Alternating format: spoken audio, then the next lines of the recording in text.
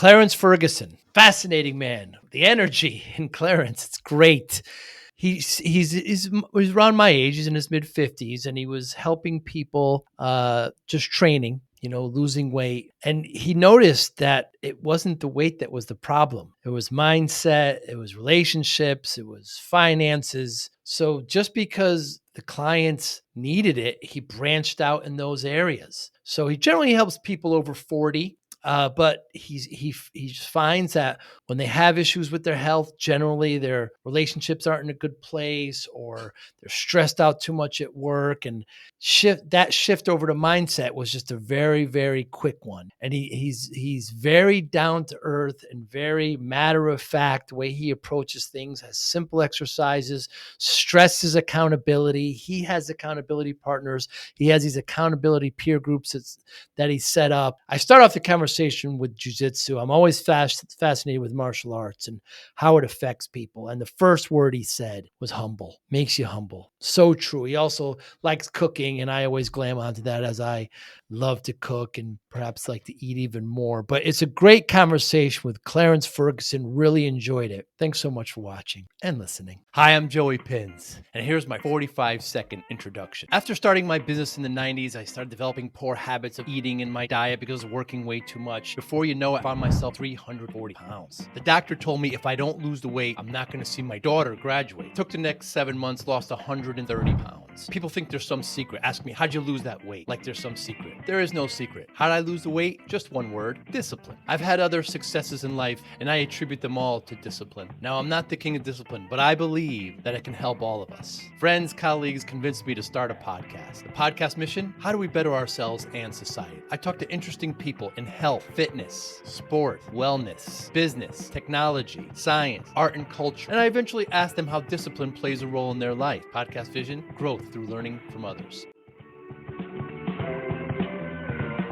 Well, I've got great guests like yourself, Clarence. I appreciate it. Tell me, what has been the impact in jiu-jitsu in your life? The discipline, the humility. I got into jiu-jitsu back in 2000, never to get a belt. It was part of I was doing Jeet Kune Do. And so grappling was part of it. So that was my introduction to Jeet Kune Do, to jiu-jitsu. And it was humbling. There's two sides of it. There's self-perfection, and then there's self-preservation, where you learn defensive stuff. I was mainly doing the self-preservation, like, if this happens, do this. And then, I got a little older, and I was like, yeah, maybe I'll learn some other stuff, a little perfection. I've never tried to get a higher belt, and it always frustrates my instructors because I don't, I'm not trying to compete in any tournaments, any of that kind of stuff. So, yeah, I would say humbling, because if you've never done it and you get there and you think you're a tough guy, you think that you're strong, and then there's some little person that comes in and just folds you up. We call that involuntary yoga. Involuntary yoga. It's not what you wanted. Yeah, that's it's definitely not what you want. I love what you say about humbling, because that's exactly what it is. Because like you said, you see somebody, you just kind of size them up a little bit, and that's the wrong thing to do. That is correct. Yeah. There's a lot of guys who've been on the mat for a long time. They've seen a lot. They've been through a lot. I tell people I'm a little dangerous, but my philosophy is not to even get in those scenarios. So, but if I have to, I know enough to be dangerous. Yeah. Here's the problem with me, Clarence. I was rolling, this is 2 or 3 years ago, and, not on purpose, but just, roll happened and it cracked a rib. Oh. And so now I can't play golf. I can't do any, there's nothing to fix it. So I'm out of commission for months. It's just, I'm a 57-year-old man, Clarence. If I get hurt like that and I can't play tennis or golf, it's I just can't. So I didn't go back. I haven't gone back because I'm just afraid of getting hurt. A lot of men our age do that. They get excited about it, and they're in there with these young guys, and they get hurt. They're moving too fast. There have a lot of studios that really focus on men over 40. We call it old guy grappling. And there's Mm, actually a summit in San Diego in October I'm trying to get to. It's just guys are going at a more reasonable pace. But again, if you're out in the streets, someone's not going to care how old you are. So right. it is that unfortunate thing. I just tell the guys I roll with, I say, listen, I'm old. If you're trying to be at competition speed, you got to find somebody else. If you want to really get some fundamentals working and really get a little push, and we can push it once you get comfortable with your partner. You know that they know when to tap or know when you're tapping, and you know, so that's kind of how I'd play it. Mm. But it's so beneficial. Like you say, it humbles. And a lot of us need some humbling. Yes, sir. What's your favorite thing to cook? Oh man, it's so funny, man. I do meal prep still. I have a few private clients that I still do meal prep for, and I got this new client. She's vegan, man, and she's been really Whoa. challenging me. Not saying it's my favorite; it's a challenge, but I like a good homemade steak. Everything I make is from scratch, so no matter the recipe, I try to do it myself. So that makes it fun in the kitchen. I wouldn't say I have. I like to make. I'm into this phase now where I'm doing a lot of crock pot stuff. Ah. So I'm trying different recipes. So that's got to be my favorite right now, the crock pot recipes. And just try it. Like I say, I find a recipe and I try something. Sometimes it looks better on the internet than it tastes. And Yes. then you go, okay, won't be doing that again. Um, I love a lot of just chicken dishes, just traditional food. I can make some mean pasta.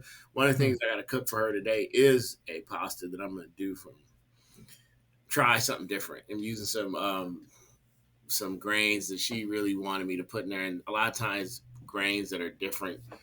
You're experimenting on how long to cook them. Do you do it al Mm. dente? Do you really cook it the traditional way? So that is the challenge in the kitchen. But I love anything. If I see a recipe online, I'll save it and I'll go try it. Um, I do I'll that tell too. you a fun fact. You know how healthy blueberries are? I did not eat blueberries for, I'm going to say 52 years. I'm 50 Wow. because I thought I didn't like them. I don't know why. I think it was because it was related to that raspberry, and I know I don't like raspberries. I So say. I decided to take one. Now I'm eating them every day. It's so crazy. I'm like, all these years of benefit that I just blew on because not trying things. That's so weird about me. That's something weird about me. Like if I don't like some, like I don't like avocados, and they're good, Ah. but I like guacamole. It's a texture thing. It's weird. Yeah, I know people with that texture. Yeah, I forget who I was talking to recently. It's like I'll try anybody's home cooking. I don't care. I was recently in London and there was an Iraqi restaurant near the hotel. Now I've never had Iraqi food, and I went in there and they're like, you know, the menu didn't make any sense to me. I said, what do you guys eat?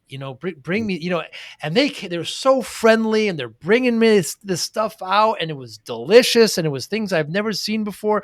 But I just love the idea because it also kind of incorporates culture. It's like what they do and it's just so different, and how food kind of brings us together. It's so, man, I love going off the menu like that. I just get what they did ask me, what's your spice tolerance? So I That's said, what I was okay. gonna say. I Yeah, that's a understand big with one. Iraqi food, but you got to make sure you're good with the spices. Spice. That's where you Yeah. get in trouble. I said, look, 1 out of 10, don't go higher than like a 6, because then it'll get too it'll dominate too much. I do like flavor though. I don't want to sacrifice flavor. But yeah, it is wonderful. And the slow cooking, it is sometimes though. So I was doing it for a while and I just noticed sometimes it starts to all kind of taste the same after it It cooks for so can, long. it can, and that's where you become a perfectionist, or you get really good at it by timing how long you do things, and then also to when Mm, to add ingredients. Because right. the conventional wisdom, store everything in there, and just come back. You can't. Right. You got to let certain things cook, certain things take longer. You know what Interesting. meat you're using. Then you add the things that cook quicker because you do it all at once. Your veggies look like they're incinerated, and Mm. yeah. So it's a little hobby that I've been on, and it's hit or miss. Sometimes, like I say, you come back and the crock pot exploded all over the kitchen, and yeah, it's a challenge. but it's Yeah, fun. because you can't add potatoes first thing because those will just turn into mashed potatoes and it'll just make everything bland. You got to add those later. And add them later. And some people will actually let them boil a little bit and then throw them in. It just Ah. depends on the recipe. Um, Potatoes, they're fun to use potatoes, but I try different things besides potatoes because that's everybody expects you to put potatoes in there. So I try to play with more different things. Like that's what I was saying about timing things. Like I used to throw the rice in, and then the rice Mm. boils up and pushes everything out of the crock pot. So timing is huge. Yeah, Coach, do you do any baking? No, my mom is the expert baker. I think that's just another passion you have to have, and I'm just not into it. I think it's because it just takes too, which is weird because you cook, some things take long, right? Yes, But yeah. baking, my mom is an expert at it. She makes these rolls that she gives out during the holidays, and I finally got her to give me the recipe, and I tried it one year. It was a disaster. It's just, Uh, but I think baking is something you really have to be passionate about. I know people who love to get in there and bake and stand in the kitchen for hours on end doing that. Not me. It's not my style. I have here's made a sourdough bread. I did do that, and I thought that was fun. sourdough. Oh, the sourdough. Yeah, Yeah. I did Yeah. follow a recipe, and that actually turned out really well. See, here's the thing about cooking is that I cook what we have, whatever I have. I don't want to go get stuff. I cook what we have, and somebody will say, "Oh, this tastes great. What'd you put in it?" I said, "You know what? I forgot. I forgot how much spices I put in. I just kind of felt it as I went." And it's kind of cooking to me is more of an art, whereas baking, it's like this temperature, this ingredient, this time. It's more of a science. It's a little bit more structure, whereas cooking a little bit more free. I don't know if Yeah, that makes I agree. sense. Here's the best thing about cooking for me, Clarence. I walk into that kitchen. I treat my kitchen like an industrial kitchen. I free of clutter. I go in there. I start pulling ingredients out. I start feeding people. I clean as I go. I worked as a junior chef in college, and so I clean as I go. And then when I'm done, everything's cleaned and put away, and I walk away from the kitchen the way I came in it. There's no way in my professional life that I see a project from beginning to end like that. I'm always delegating and doing things, but it's also a wonderful sense of accomplishment. Not only did I make great food, we had conversation, but just to be able to see a project from beginning to end gives me great satisfaction. Yeah, I agree. I wonder why that is. Wonder Yep. why that is. That's funny. In the kitchen, I'm clean in the kitchen, and my desk there's issues, but I know where everything is. Yeah, And yeah. that's what people say, and I go, "Don't touch it," because I know where everything is. You got a system. I do have. You have to have systems, man. Systems. Yeah, yeah, yeah. Your coaching is on fitness and finances, Mindset too. Yep. mindset. How did you arrive at these three? Because after training for 30 something years, I start seeing the same patterns. Mm, People over 40 start to have the same issues, lingering injuries, personal relationships, mm, habits, unresolved trauma, stress. So I said, how can I be effective? Everybody can show you how to do a bench press. Everybody can show you how to squat. That's not what people need. Or everybody mm, would be great. Everybody would be walking around lean, mean, right? So I started diving deeper. The first deep dive was back when I was just doing what I call traditional training, just in the gym, training time for dollars, was nutrition, the nutrition piece, how important nutrition was. So I really dove deep into nutrition, start seeing some results there. But I kept coming back to the same conclusion. Why aren't these people doing things that they know they need to do? Why do they keep defaulting to unhealthy foods, for an mm, example? mm. That's where I started diving into mindset. I started getting coached on something. I did a couple competitions, um, start watching guys who were really successful and had a lot of success with their clients. And I noticed they focused a lot on the mindset. I got a better consultation in the beginning, and I started to figure out knowing where people are going to go wrong. Like I tell people now, I can tell in a week how you're going to do on any program that I'm working with you on. Really? Yeah, just the questions you ask, the answers you get. So my initial consultation might be an hour, and I haven't even talked about working out. I'm Hmm. just talking about life. Tell me about your life. Where are you from? And if you listen, not to try to sell something, you usually get what you need to put something together. So, I may say, all right, Joey, tell me about something in your life that really disappointed you. And you tell me the story, and I listen. when I say unresolved trauma, a lot of times we go through life never resolving that issue, and it affects us in every little aspect of our life, our relationships, our work. I take a look at people's calendars because people, I don't have time. We do a deep dive in their schedule. We look at their relationship. I look at now relationships, business, people's finances, how people deal with their finances, the mindset. Hmm. Most people don't have money saved, don't have resources because they don't know how to manage money. We're taught to get paid, get a check, and go pay bills. Hmm. You know, but we don't look at the habits. If you didn't come from wealth or people who understood money, you don't have good money habits. Part of my mortgage business is I deal with people's credit, and it's all these things are the same: lack of discipline, not having stuff on schedule, spending randomly, not having a budget, and it ties back into fitness. Why are you eating bad? Well, I'm not paying attention to what I'm putting in my mouth. I wait and I just grab what's convenient. Maybe I'm Hmm. stressed out at work, and then this food just sounds good. So we haven't even talked about getting in the gym yet. We're just talking about your life right now. Right.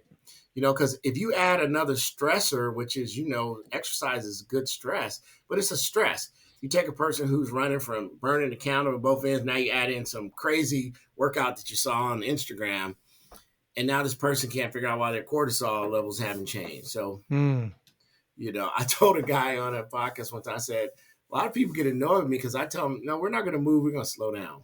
Hmm. We're going to breathe. We're going to do Hmm. some less physical because, here's the routine. At 5 a.m., your alarm blurts off. What do? You run to get some caffeine. You get in traffic. You got to rushing the kids to school. You're still here, Hmm. Hmm. Then you go to work all day. You're tired. You're grabbing, you're running on caffeine and bad food, high sugar. And then someone says, okay, now you got to go to the gym. Walk, give me 10,000 steps, and that now becomes a stress. And what do Hmm. you do when you have stress? If you don't know how to deal with it, you become resistant to it. Then you stop doing it, most people know when they go grab a donut, something unhealthy, that it's not good for them. So you got to get into the why if you really want to be a good coach. You got to be able to figure out people's why. Once you know their why, it's easy to direct them towards something positive that's going to happen for them. And we Hmm. all suffer. Listen, I have habits, Of you know, course. you know, showing up at jujitsu all the time when you just don't feel like it. Like you said, you're like, man, so and so's teaching tonight. He goes hard, man. And we say, oh, you go roll with this guy. You're like, this guy, man, and that's how a lot of people look at working out because they see, if you look at most videos on fitness, it's like a boot camp. It's hard. And a lot of people think that that's what they need to get fit. And if you Hmm. really down fitness, it's just movement. It's adding movement, adding resistance to yourself. And it doesn't have to be what you see on TV. Everybody wants it tomorrow. We want to be fit. You didn't take you that, you didn't gain all that weight overnight. You're not going to lose it overnight. So a big part of me starting what I was doing was figuring out these little variables, and I started to see better results. I had results in the beginning because I don't care who you are. You take someone who's not eating good, get them eating better, and they start moving. There are going to be some results. Where they start plateauing is when life happens. And like I said, after 40, there are certain things that are going to happen. Your relationship might go sideways. Maybe your work, you might lose a job. You might lose a partner in life. Uh, Hmm. Injuries, maybe you're a college athlete. Now you got that bum knee, that bum back. These are the things most people our age come in with. I got a bad knee, got a hip replacement. We're seeing younger people with hip replacements. My ankles, I used to run marathons. I want to still run 10 miles a day. Hey, you got 2 kids at home and a marriage and a career. I don't know if you can sustain that. I try Right. to teach people, find something you can sustain. We do like walking because generally most people can do that. Most people. It's so you see a lot of people saying, just get your steps in every day. And then I tell people, don't panic about that. Like, just move. The idea is that you're moving. So we give you a baseline. Try to get to 10,000 steps, but move around. If you sit at a desk, maybe every hour on the hour, you get up and walk around the office, go get some Hmm. water, Hmm. park further away. There are ways to get to that magic number. So it's just really drilling in those three concepts. I find that anybody who doesn't have their money together, they're generally not fit. And then people say, well, that's not true because I know a lot of really rich, overweight people. But if you really got them to break down, they're not really happy. And a lot of times the money masks some of that unhappiness, so they'll go buy things. And so take away from how I feel, I don't have the energy I used to have, you know, so I hide it behind this, you know. Yeah, I'm good at making money, but you're not really taking care of your health. So what's really Mm. going on with you, you know? So that's kind of a long answer, but that's why that became what was important to me. It is interesting when I talk to, fitness experts like yourself, they do have to come back to mindset because usually, yeah, they have poor habits because there's something else there. But the food industry does not do us any favors. I mean, it's working against us, right? I mean, it's there to make money regardless of, it wants us to eat more, it wants us to consume more, and it costs less. And so it's hard to fight against that. That is true. I mean, you got to figure they sit in rooms and figure out how to sell more stuff, Yeah. add flavor, make it more addicting, you know, more bang for your buck. How can we produce more for less? You got to take out some quality.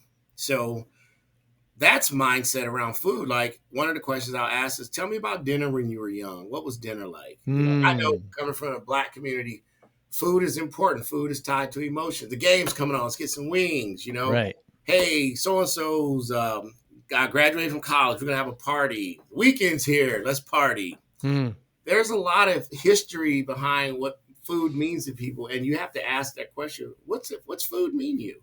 Someone who's really overweight will actually tell you, I don't really like to eat. I hate to eat, or I eat, I don't really think I eat that much. You know, when you show people calories in food, right. it's an eye opener. 95% of people either overeat or undereat and don't even know it. Right. You know, the few have really dialed in. Like me, I have a calorie counter, not like a little scale, food scale.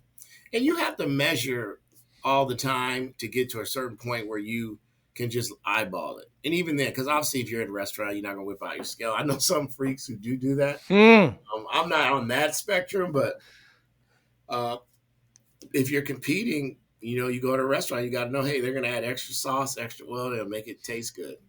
The food industry is a business at the end of the day, and sure business is is. there to make profit. It is not there to see you win, you know. And even good companies start out healthy, they have to try to compete. And Mm, usually, what happens, they end up cutting corners. Um, so, food's a tough game, man, and it's a big part of the success. But I think once you understand your mindset around food, because if you really get your mind right, you're not gonna. Don't get me wrong; it's not wrong with having some fun food, maybe drinking, doing any of that stuff. But it's when you're doing it all the time, you have to really start asking yourself some questions. You are knowingly hampering yourself, your health. Why? And I find that food a lot of times is hiding something. mm, It like I've said this many times in other interviews. I had a client, she was really overweight, and everyone's like, she just needs to exercise and eat better. And what she told me after couple of sessions of discovery, that she liked being overweight because it made her less attractive, and she was molested when she was younger. mm, So she said being overweight, men don't look at her like that. mm, And imagine that. You have to overcome all that just to mm, get her on a routine. mm. So sometimes that's out of my wheelhouse. You Right. really need to see a therapist. I'm here to help you, you know, do the basic thing. And all I told her to do was just walk. So we would show up at the gym, we would just walk on the treadmill.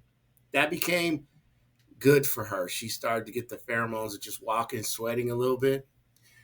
And it took about 5 years of her just getting comfortable with that. And she lost 150 pounds, you Wow. know, and she's still going. She actually became a personal trainer. Her niche is she trains overweight women, and she tells her story. So it's not always not eating, not exercising. I always say the biggest things that affect us in our life is our history. I had a client who came from Iran. He saw his parents killed. Mm, Um, there's a lot of stress that we bury away in our bodies, and it shows up different ways through aggression. Maybe people don't think as eating unhealthy as a form of aggression, but it's working against you. You know what I mean? Some people take it out in road rage and fighting. I was listening to mm. a webinar where a gentleman was talking about some of the chemicals they put in junk food create anger and Wow. and different hormones that it's that by based on the chemicals and stuff they're putting in food. And I definitely see that if you go in a lot of inner cities, what they eat, what they're eating. They're not thinking of food like how we might think of food as this is to be healthy and this is to give you nutrients. They're thinking, hey, it's $5 down here for a bucket of chicken. That's Right. what I can afford. Who cares? So that's keep going back to that answer of that's why I started. This is where I want to go different. And every day somebody's turning 40. So I got a Mm. long list of clients to try to deal with. And I will tell you, it's tough because a lot of people are selling quick fixes. I'm not going to Right. always have, like when I was just training people, I had lots of clients in the gym. When I started shifting and some people get in a conversation with me, they realize, oh, this guy is really going to make me think about some of the stuff I'm doing. And I don't always get everybody. And that's fine with me. I work with the people who want to work. I tend to find I like professionals because they are good at setting goals. Business people are great clients because we can talk numbers and they understand Mm. numbers. Um, so it's easy to have conversations with them about goals and why this is important and why you didn't do it. So a lot of my consultations, man, they turn into long-term clients because I'll say, you're looking at a 2 or 3 year process and you're not going to be in that wedding dress in 6 weeks. But what you could be is set up to maybe wear that dress in a year. But let's Mm. get you in some right habits, get you a little bit of weight off. Now let's help you sustain it so you can sustain it for life. Because there's a million diets, as you know. People say, what's the best diet? That's the number one question. What do you think I should be doing? Should I be doing keto? Should I be doing paleo, plant-based? I say, what's the one will you do? Mm. They all are great in the beginning. I want you to just eat meat. Sounds good and delicious. Week 2, you're like, man, I'm sick of these ribeyes. Butter. Like my friends are at the club, they're eating pasta, and you don't have to do that. And I tell people all diets are manipulation of calories and where those calories are coming from. You got to find something you'll stick to. If you work really well in keto, great, stick to it. If low carb works for you, stick to it. But I try to teach people that there are trade-offs.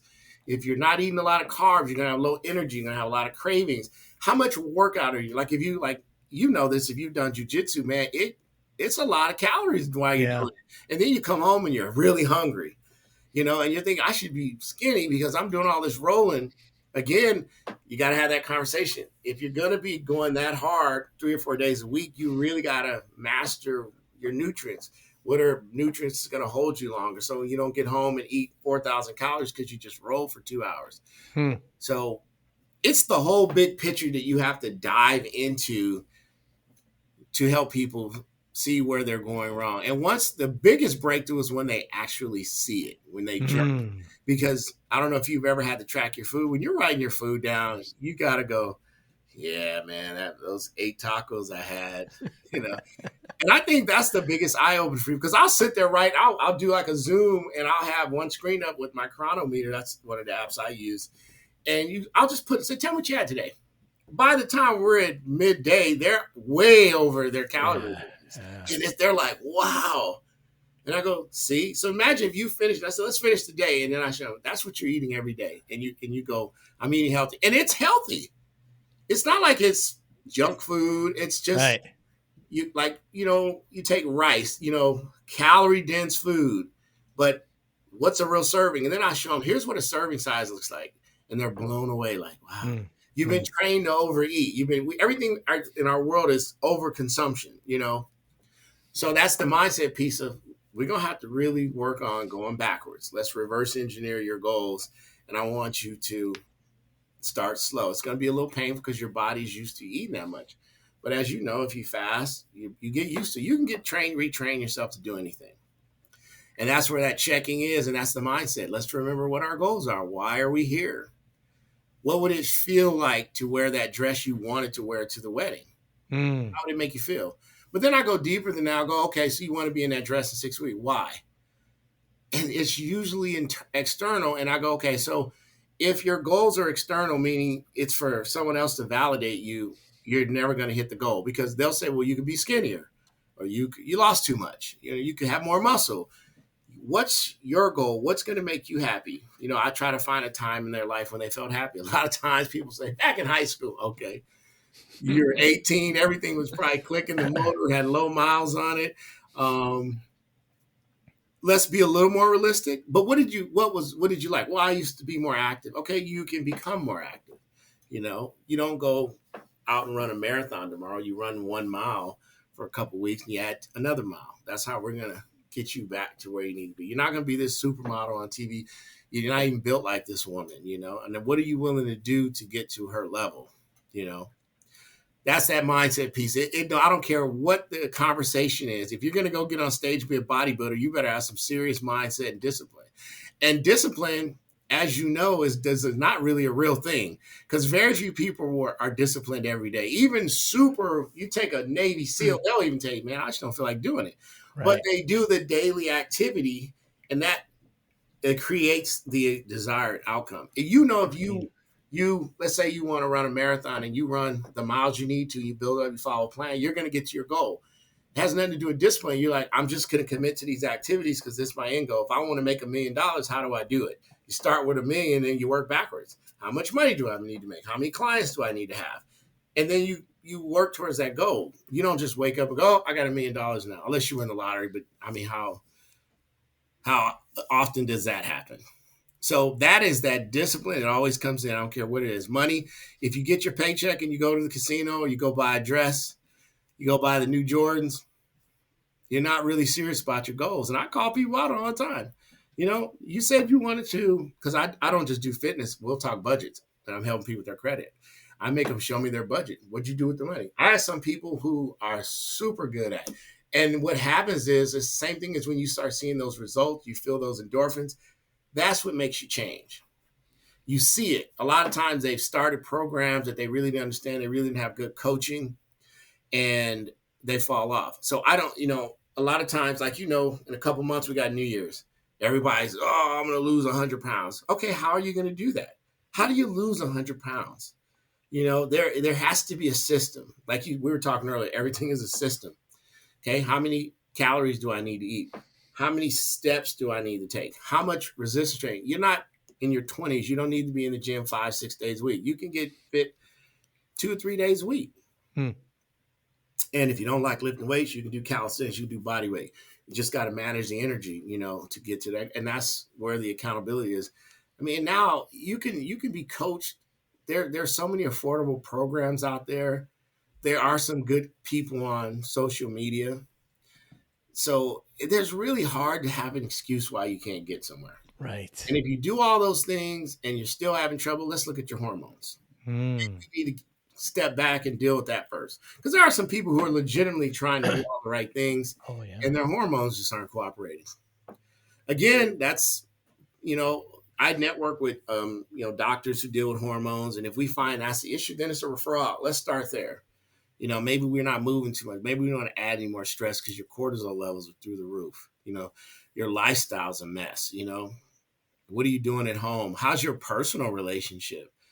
All those things. And it seems like really invasive, but you need to know what you're working with, who's showing up in front of you. I've had guys who make 7, 8 figures who have no discipline in their personal life, and they're overweight, and their spouses don't like them. They're not having intimacy with their wives. Hey man, you're not the dude she married. Yeah, you got the money, and it's easier to talk to them because I'm like, how did you make the money? I take them back. You didn't start here at the top of the food chain. So let's go back. And then they it clicks for them. Like, yeah, man, I put in the hours, or I made the calls I needed to make. It's the same thing, just switch it to fitness.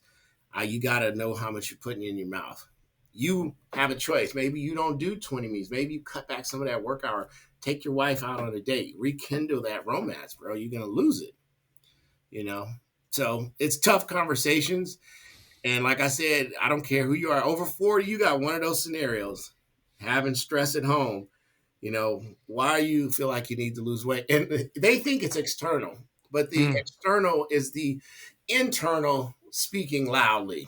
And we get older, we want to look good at the beach, And I tell guys, man, you're going to go through phases. You're not, unless you are a professional, you're an actor somewhere, you're going to be getting paid to stay in shape. You see those guys on the internet and they make it look easy. They didn't start there. They've gotten to that point, and on social media, you can make something look amazing. They don't show you the hard work it takes to get there. It's great when you get there because then all you got to do is maintain it, but getting there to those low levels of body fat that you see on a lot of those guys, it's miserable. This is going to affect your relationship. You're not going to be able to party with your friends as much. How serious are you about this goal? And sometimes they are. Sometimes it's a doctor saying, hey, if you don't lose some weight, you're probably going to be here in a year. That's added stress because now you got to rewire 20 years of doing whatever I want to now, hey, I might die if I don't get this figured out. That's a hell of a lot of stress to put on somebody. So it's a lot, man. It's a lot, Joey. Clarence, what's the difference between a coach and a therapist? You mentioned a therapist before. What's the difference between the two? I think this is just my opinion. Therapist, I think, goes a little deeper into some of those issues. A coach, for me, all the good coaches I have, and I still get coaching on finances, and even I have a guy, Joey, who works with me. His name is Joey, oddly enough. He's with Align Health.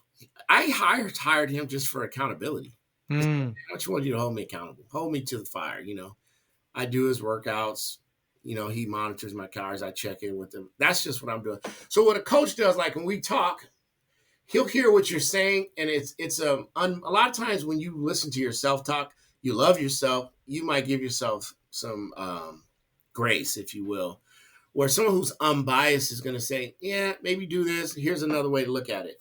I think therapists go super deep. Like therapist is there to dig into a lot more into your past. I use a little bit of some of those techniques, NLP, stuff I've learned from my own therapy, but I think coaches provide directions. We've been through it.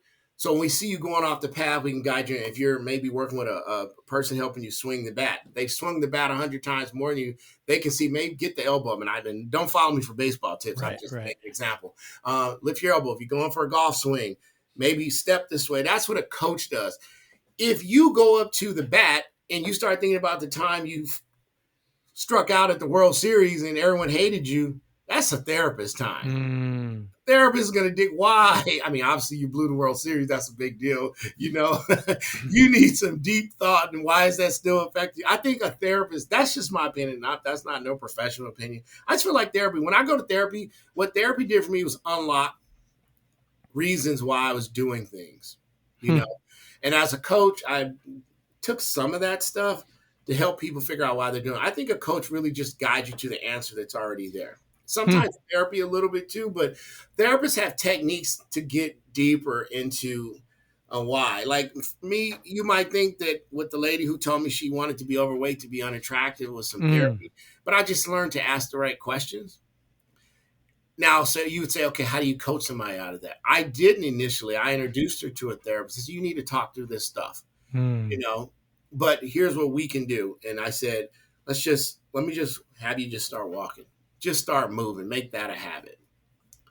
A coach and a therapist, some people would say they're the same, but I think a coach is more guiding you to the goal you say you want to set. If you went to a professional finance person, you say, I need to make 100,000 by the time I retire. He's done that 100 times, so he can literally take you to the steps. But if you keep showing up every week and he goes, hey, you were supposed to deposit $500 this week, why didn't you? Well, whatever. That might be where a therapist digs in and goes, why aren't you doing stuff you're supposed to do to get the goal you say you want? I don't know if that makes sense. And I feel like there's a difference. I think just deeper level. You go to a general practitioner for basic health, the surgeon goes in and fixes it. I get to talk to some therapists here in the podcast and coaches. Sure. The quick definition I've heard, and tell me what you think about this, Clarence. Therapist looks back, coach looks forward. That is a great answer. You just gave my future answer. But if you heard what I said, I was kind of saying, same thing. Why? Yeah. Why? Why do you want to eat this? That's a therapist. A coach goes, eat less of this, do more of this, and we'll get to that goal. That's forward. Yeah. Therapist goes back to, why do you like chocolate cake so much? Well, when I was a kid, I used to get in trouble, and if I did really good, my parents would give me chocolate cake. That's some history you got to work through. I mean, And let you deal with that. I know that fact. Let's move forward. You talk about reclaiming your youth. So why do you like to work on the 40 plus? I'm 55 in November, so I got 15 years of experience. As I started to train, I just feel like when you're under 40, and don't get me wrong, there's always those outliers. There are very mature Sure. people. Your goals and your perspective start to change. I used to think when I was younger, they say 50 is the age of maturity or 40 is. And I really realized what I thought about when I was 20 and what I thought was cool, I no longer think it's cool. Now I'm the old guy going, shaking my head in traffic, like, oh my God, why are you doing that? And I tell my nieces, my grandkids, I go, just wait. Age is a beautiful thing if you can get there. You just have maturity. So my thing is now with that maturity, it's easier for me to point out things to you that are detrimental to you. That forward thinking of it's just easier to talk to someone who comes in like, I occasionally get a 20-year-old to call me and say, hey man, I'm like, what's going on? Oh man, we're going to Miami next week. And that's not what I want to do. I want the guy that goes, hey, I got chronic back pain. I need to lose 50 pounds. I set a goal of a year to do it. I got a lot of work stress. I can talk to a person like that very comfortably. I have work stress. I work on commission. I have to manage a schedule. I have grandkids. So that is an easier conversation for me. And it's a little more nichey. Obviously you can get even niche more down than that. So my niche is like, men and women over 40, who want to live their best life and who want to maximize their potential by focusing on these three things, and that's kind of how I approach it. I just, when I started this group 13 years ago, I would get young people. I go, this is probably not a group for you because we're going to talk about things that aren't affecting you yet. I talk about relationship stress. I talk a lot about how you view money. I had the opportunity about 5 years ago to a class. It was called The Spiritual Understanding of Money. That was one of the best classes I went to. And that dove into beliefs around money. And there were different groups. I talked about when I grew up in the Black community, how people understand money is really different than what is needed to be successful. Then there's other people. Like I said, if you came from wealth, and you didn't have to appreciate money. It was just given to you. A lot of those people jump off buildings when a deal falls through or they go bankrupt because they've never not had it. A person who's poor loses some money. They're like, okay, I've been here before. So a person like that can go, okay, you know how it feels when you're broke? Can we just work on how you don't have to be broke? Let's talk about those habits, I deal with clients who have bad credit. And I tell this to people all the time when they start with me. I go, I'm going to tell you something about credit. Credit is a reflection of your budgeting, your commitment, and your habits. Because think about it. If I owe Visa $100, I don't know Visa personally. Visa is not going to show up at the door and say, hey man, you owe me $100. If I know you, Joey, and I owe you $100, it's personal. If I care about you, I want to make our relationship right, I got to work to pay it off, where in our community, I'm just speaking to the Black community, generally speaking, it's like if I don't have it, I just don't have it. Because you aren't thinking of the consequences in your 20s and 30s. Now you get married, you want to buy a house, and the wife says, let's go get a new car. Now you've learned that word credit. Funny thing for me, I did not pay attention to my credit until I was almost 40. Wow. I was very successful as a trainer. I lived off cash. I never thought about credit. If I couldn't buy it, I just didn't do it. And even for me, when I figured out credit, because I was just a personal trainer, I knew let's get in shape, how to eat. If I needed something, most of the cars I bought cash. I did finance a few, but I put in such big down payments, they gave me the cars, I didn't even know that strategy. Like, I didn't know about interest rate. I would get an interest rate and go, as long as I can make the payment, And again, that's a strategy too, as long as you're aware of the consequences. Maybe that's what you need right now, but we're going to work a strategy. We're going to be paying that principal down, fixing your credit in the background so that you can go in there and refinance and get out of that bad loan or just pay it off, whatever the situation is. But that class taught me really how I was seeing money. There's some people who think having a lot of money is evil. And it's not that having a lot of money, we just see people with a lot of money do evil things. So that is associated with having a lot of money. It's not true. Money is definitely a very powerful tool because you can do a lot if you can manage money and you have the ability to help people. But it's your relationship with, that old saying, a fool and his money will always part. I've been that fool before. So a lot of stories I've been through. I've been divorced. I've stress eaten. I've not had therapy. That's a big thing. I tell people therapy is a good thing. I think therapy in our community is seen as very taboo. You don't want to be seen as weak, especially for the men. You don't even tell your friends sometimes what you're going through. And that I'm trying to change all the time. I'm very fortunate. I have some really great guys around me. We get on our Zooms. Like I was on one last night. And we just say, how you doing, man? Like really, beyond work. What's going on with you? Like, wow. And it's a safe space to talk, We need more of that with men. And that's another place when that 40 are like having men go, what, I'm really struggling at home. I'm not communicating with my wife. These are conversations I'm having with people who are clients. Like they're not talking about how can I get a bigger bench press? Go, hey man, working out's good. And I can hear there's something missing. I'm like, what's up? Yeah, me and the wife been fighting. When's the last time you guys went on a date? I never thought about that.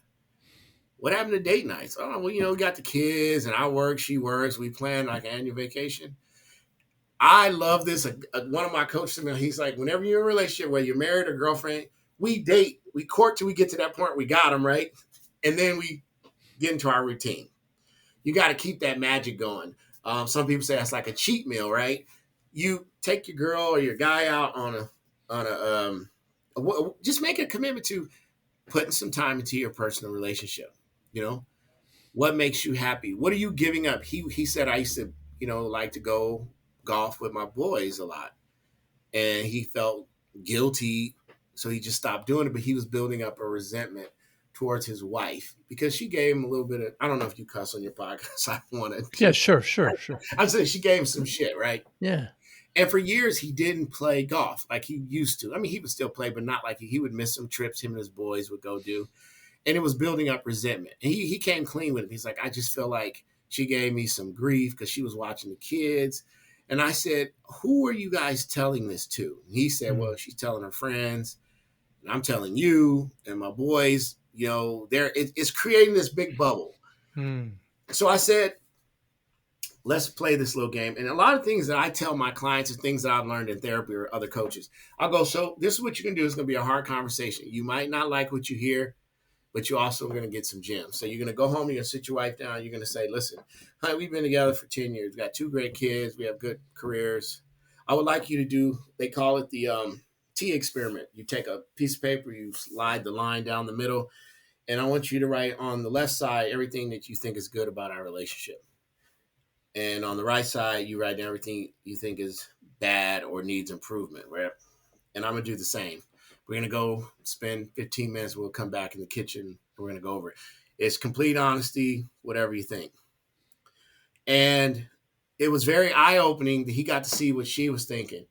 Her thing was, I helped you go through college to get here, and I watched the kids while you did that, and I wanted to go do things and wanted to pursue my career.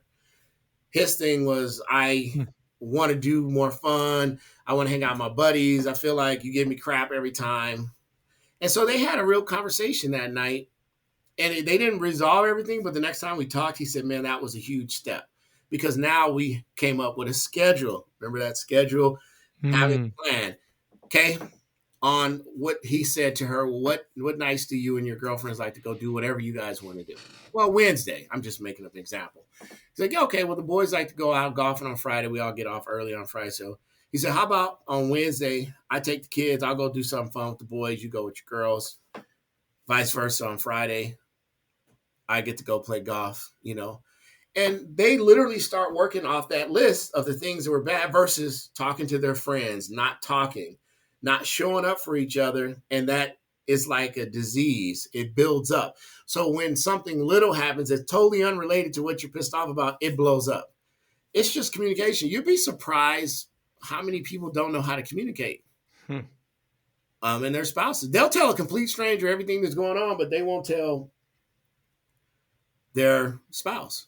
Right. In my relationships, you can interview any girl that's ever hung out with me. I'm open on talking. I need to know how it is. You need to know if it's good or bad, and then is it fixable? You know, and that's what I was seeing. That's why I was telling you when I'm in my sessions, when I was in the gym, I wasn't hearing, I don't know how many calories are in a donut. It was like, man, I'm tired from work. I get up and I have no energy. So I start hearing this and going, how do I become better? Or I'm just like the rest of these guys walking around here to count reps.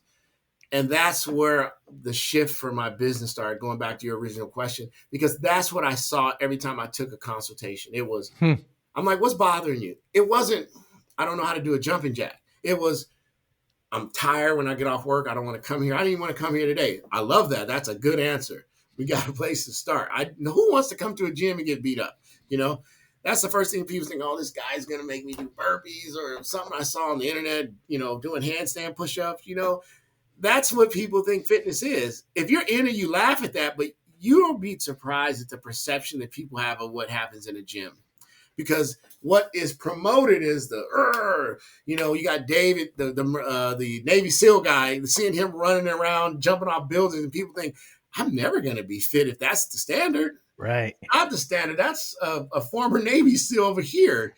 You just want to walk the grandkids through the park and not be out of breath. We got to be realistic, So that's kind of the answer to that question. I got passionate about that because I'm related to that. I can relate to back pain. I can relate to getting up and, we joke about you roll over. Now I got a hernia because I moved too fast. Like that's the stuff that we deal with as adults. I don't know if you have kids or not, but I bent down to pick up my grandson and my back was hurting. Like, why? So that's why that became important because I really wanted to niche. I was really trying to figure out, okay, I've been training for a long time. I've had some success. I've had some failures. How do I want to really position myself in the next couple years? What do I want to talk about on my podcast? And that's what the stuff that I wanted to talk about. It's interesting, Clarence, when you feel pain somewhere, where you feel it isn't necessarily where it's from, 100%. or the source. So as you work with these people who say they want to lose weight, they want to do these things, but really that's not where the pain is. It's somewhere else. And you found yourself addressing that. Has there been anything in the last month or so that you've changed your mind on? Funny story. I was against tracking food. Really? Yeah, years ago. I thought that was crazy. I thought it was another stressor. So I was against it. So in the last month,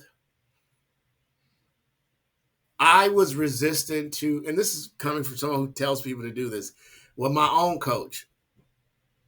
I always had the ability to remember numbers. I was good with numbers. If I hadn't trained you in 20 years, I could tell you the exact weight you last used to the T.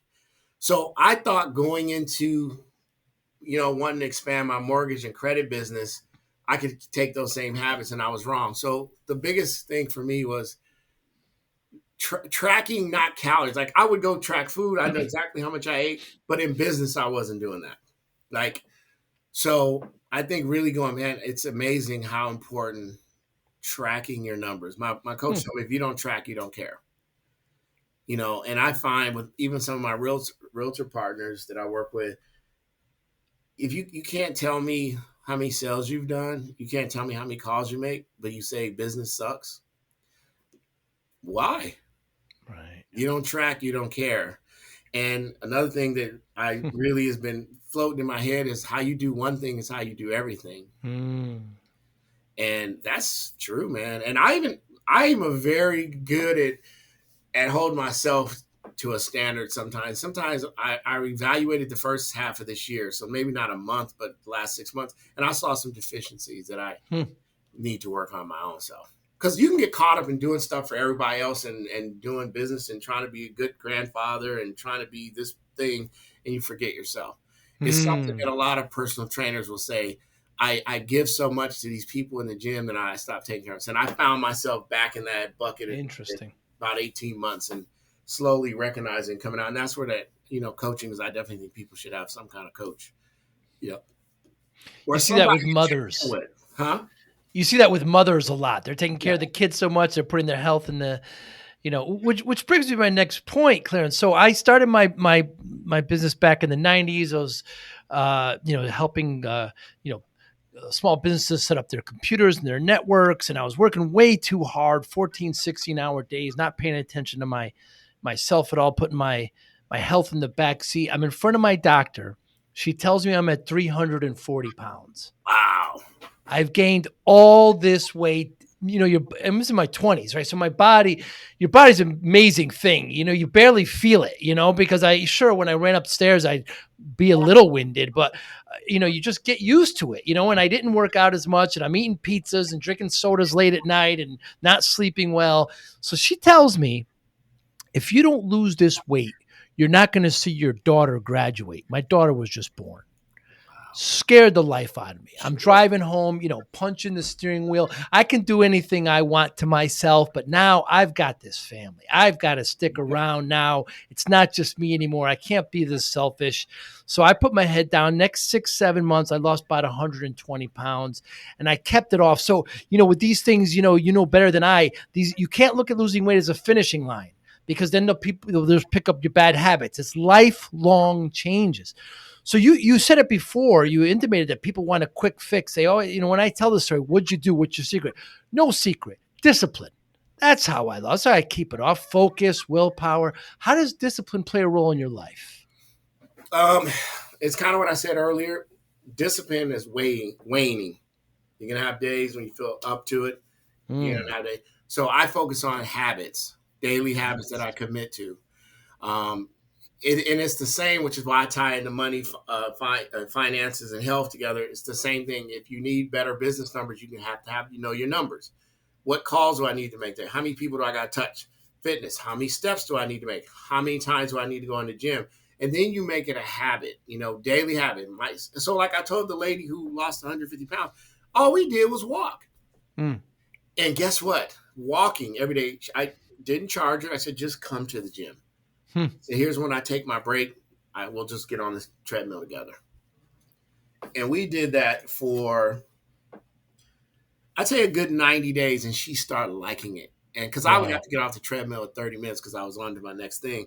And I said to her, she's like, can I stay longer? I said, yeah, absolutely. Her 30 minutes became an hour, and that's all she did. She started walking every day. She made some friends at the gym. So now going to the gym became her. She said, this is mine. I'm going to do this every day for the rest of my life. I said, well, hold on. Don't. You are going to have to walk until you can't walk, but don't put that kind of stress on yourself. So discipline is a series of habits that you commit to. It's easier if you find someone to hold you accountable. Find someone that's supporting you. If you don't have a spouse or a person in your life that you can hold accountable, a lot of coaches have just accountability groups. You're not paying a full ride of, like what my guy Joey. Hey man, just check in with me once a month. Make sure I'm hitting these numbers, And then if you see where I need to make an adjustment, boom, same thing. So that was another thing in my business. I had groups of people who were just for accountability, not actually going through full programs. We just checked in. They would tell me their goals, and I would hold them to it. And I would give them like a kind of a mini plan, like, okay, like you need to incorporate more activity in your life. Here's how. So we kind of go through. I call it your daily budget. Is what time you wake up, where are some free zones, where are some things you can get rid of. Same thing with budgeting. It's the same thing. It's like, where are the holes in your budget? Well, we go to out to eat every day, So now I walk through, here's how much you're spending going out. Here's how much a pack of chicken is, and I'm sticking with the foods they're going to. So it's not like I'm changing things. Make it. Well, you don't know how to make it. All right, we're going to make this a fun activity. You and your wife are going to start dating in the house and cook together, work together, make it a family thing, So every day you stick to these things that you commit to, and you don't overload yourself. Just pick one thing. Like a lot of times when you you go to a webinar and it's like you're drinking from that water hose. There's so many good ideas and you're like, how am I going to do all this? You don't have to. Save it and pick one thing you can start right away with. Most people can walk. Most people can start moving. I don't care what your situation is. You can do something. Daily affirmations, instead of waking up being mad at yourself. Like you said, something really powerful.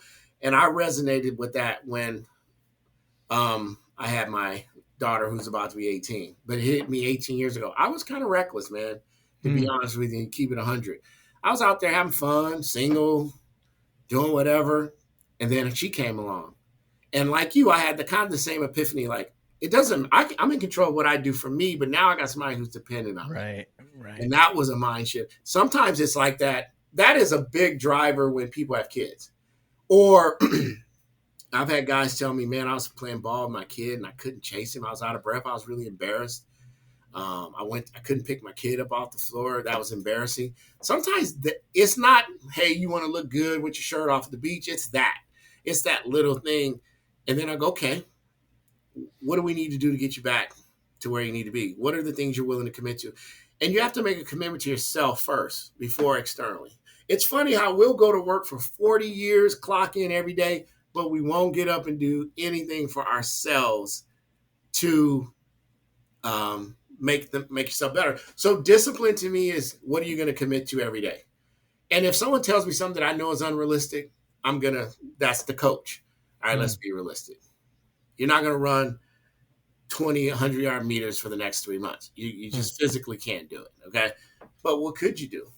I'm going to get up and run 100 meters for the next 6 weeks.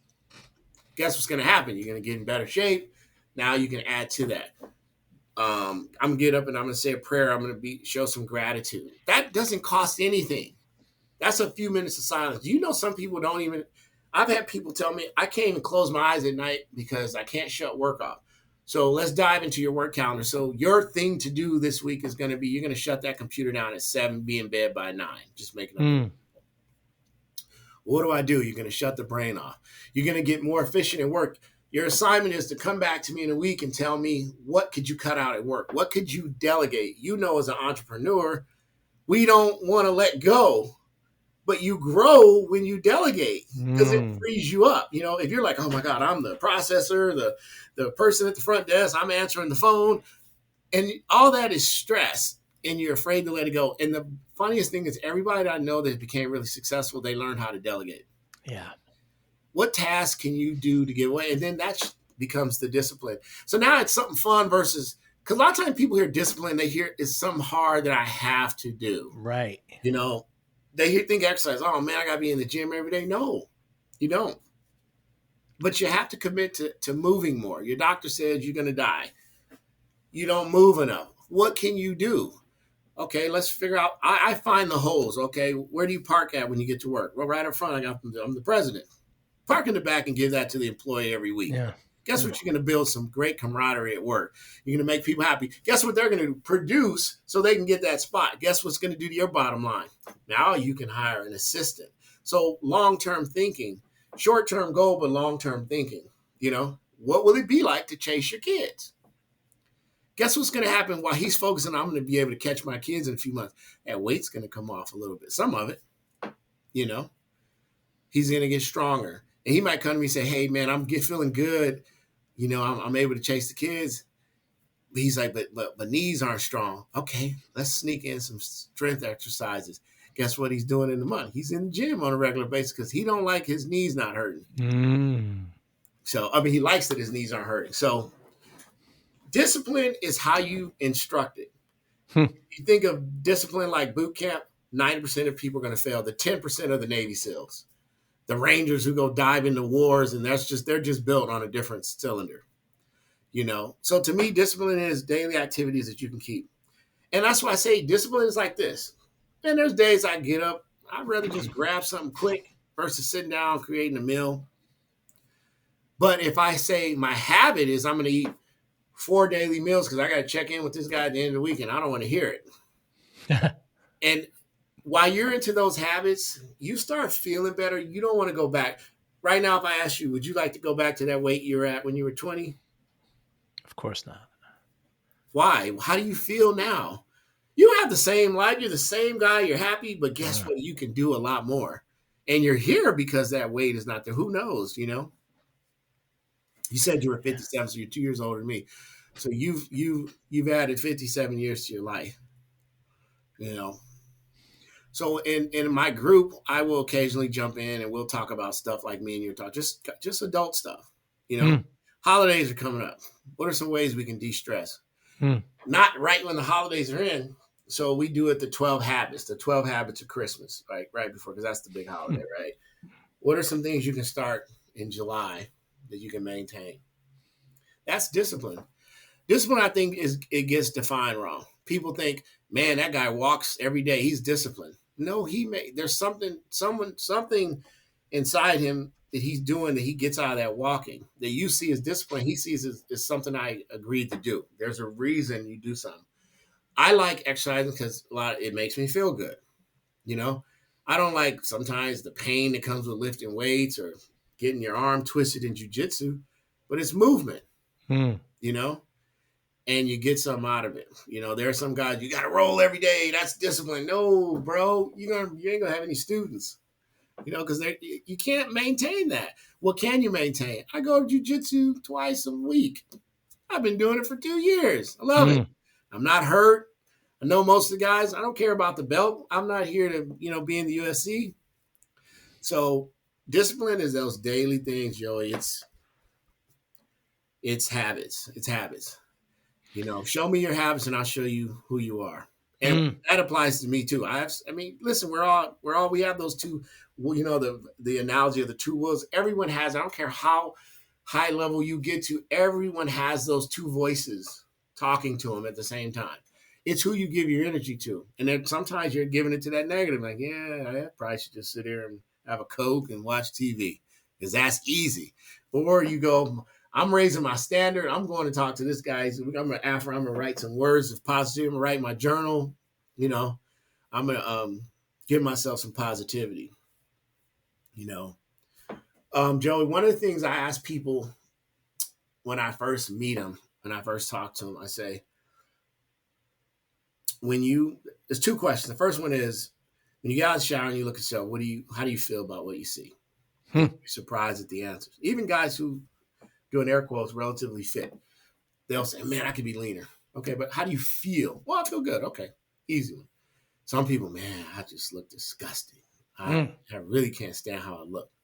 Then I asked them question 2, do you love you? If you could go out with you, if you could date you, if you could marry you, would you marry yourself?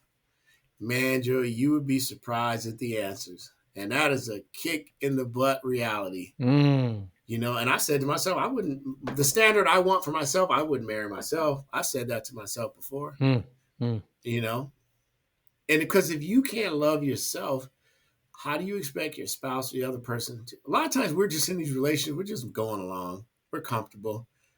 You know, it costs money to get a divorce, you know. I was on this little panel this morning and I just kind of listened. It was mostly women in there. They're over 50, and I'm in the group because I did some stuff with them before. And I was just listening. And one of the ladies said, show of hands on Zoom, so you raise your hand. How many of you guys are happy in your marriage? And you can mute yourself so people don't know who you are. So they all took a second and muted themselves. About 70% said they weren't happy. Wow. They're just comfortable, pays the bills. That's sad, bro. It is sad. But it's our reality. Yeah. Because we get comfortable, you know. I have somebody paying a bill. I have a car. I have a home over my head. It will sacrifice ourselves. And in that same group, I did raise my hand and go, see, this isn't why it's not about sets and reps. It's your mind. You don't care. You have nothing motivating you to live better, do better, if you're not willing to do better by yourself. And so when we went back to everything, I try to circle everything back. It's mindset. How you think about things affects everything else. And if you're in a relationship and you're unhappy, you're just going through the motions. You're getting what you get, man. Yeah. I have this ongoing thesis, Clarence, that discipline is a spectrum. And I've got it down to 10 elements, but you mentioned a couple. Routine. You kept saying habits. I hear routine, control, order, willpower. I think all part of the dynamics of discipline. What motivates you? Now what motivates me is I want to provide a legacy for my children. When I was young, I used to say dumb things like, I don't care what anybody thinks of me. But I Mm, actually like to, when I'm laying there, or in my case, getting thrown in the ocean somewhere, I want people to say he helped me. mm, I've been fortunate enough where I have people literally will DM me, call me, and say, man, what you did helped me. And it used to be if I could just help one person. Now I've been fortunate enough where that has went from hundreds of people with the nice. podcast. I literally have people email me and say, hey, man, I listened to that one podcast with that one guy. And that really was a game changer for me. I've had people say I was going to off myself. And Mm, you said, save me. To me, that's important to me. So what motivates me is helping people. If I can help one or two people in this crazy world, I feel like I've done something. And mm, I know that's mm. cliche here. A lot of people say it, but I really feel like that's more than a big paycheck. That's more than um, bragging rights. It's just knowing that you left a good mark. So my main focus right now is I want to leave a legacy for my kids. I want them to have something so they can avoid the struggles I had to go through and not make the choices I had to make. So that So, motivates. so your motivation, I hear, impact, legacy, and impact. So given those two motivators, how do you measure success? Well, I probably won't see that. Right now I'm Ah, measuring by in the short frame of that, I measure it by the success my clients have. If I've gotten someone's credit score, if I've helped someone lose weight, I can measure it that way. I notice the numbers. I measure it by how many people will reach out and just say stuff to me. A lot of people, especially in the social media world we live in, they don't really like to just put, their real pains out, but you get the DMs. I mean, I could literally tell you hundreds of people since I've been doing this. I got on Facebook. I think my first one in 2009. I believe that's when I first got on Facebook. I've had hundreds of people come in my DM say, I get up and I look at your post every day. wow. I go back and play something you said and it motivates me. Thank you. Thank you. You saved my marriage. I had a guy who I think is way more successful than me on the Zoom, and he told me before we got off, he said, I just want to take a few minutes. And he said, those things you said to me were really powerful. I'm going to go use those. And I'm thinking, this guy's doing way better than me. And he Hmm. said that. So those are little wins, but you don't know what's going to happen when you're gone, what people say about you. Maybe someone will say, hey, because of Clarence, I did this. I know I have a great son who's doing really well. And he tells me when he was younger, he wouldn't give me any props. But now that he has his two sons, he tells me all the time, Dad, man, I get it. He said, he's like, I get it. I understand it now. I said, yeah, that's called growing up. Hmm. He's in his 30s. He's not past 40 yet, but he's got, two kids. I got two grandsons. I really want to leave them something in terms of some financial stability. Um, I want to deepen the relationships I have. I've had some relationships that fell out over different things, and I'd like to, if I have the ability to make sure I clean those up before I Hmm. go. I just Hmm. want to walk away clean. Good for you. No regrets. I'm so glad we set this up. I was excited to talk to you. I'm glad we did. The time just went by really quickly. Anybody, thank you so much, Clarence. Anybody listening, watching, how can they get in touch with you? You got the podcast, YouTube, Apple, Facebook. Yep. Info at Coach Clarence is the easiest way you want to have a chat. The podcast is it is still Fit Over 40 with Coach Clarence, but I segmented to the coaches corner because I interview guys like you.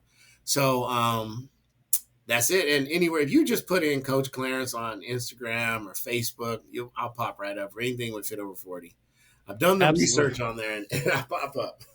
We'll make sure to put links. Yes, Clarence Ferguson there in the greater Phoenix area. Next time I find myself in that area, perhaps we'll get together and have a cup of tea. That would be great, man. I would love that. And man, I really appreciate you having me on your platform. I was going through all your stuff and I was very impressed.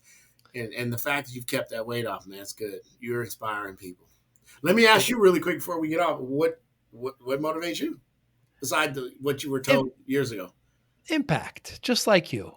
Yeah, if I could help one person, even if it's a 1%, 1,000th of a percent, to be successful, to get better, to get a win, It's all worth it. And I have to keep learning like yourself. I have to keep learning. I can't, I'll be dead if I stop learning. The older I get, Clarence, the more questions I have. Isn't that funny? When you're younger, you don't ask questions. Uh-uh. Wait a minute, you question everything. Wait a minute. What's up with that? Everything. Everything. Yeah, everything. Clarence, be well. Thanks so much for your time. You got it, brother. Thank you for listening and or viewing Joey Pinz Discipline Conversations. Please share this episode with one or two of your friends who you think may benefit from the episode. Our website, www.joeypins.com. There you'll find lots of resources and you could join our mailing list. Please follow us on all our social media, Instagram, Twitter, and Facebook. Podcast information, the video version of our podcast is on YouTube. Please subscribe. Audio is on all major podcasting platforms. Please follow them. And if you like it, please consider giving 5-star rating. Would really appreciate that. Thank you again for listening or watching Joey Pinz Discipline Conversations.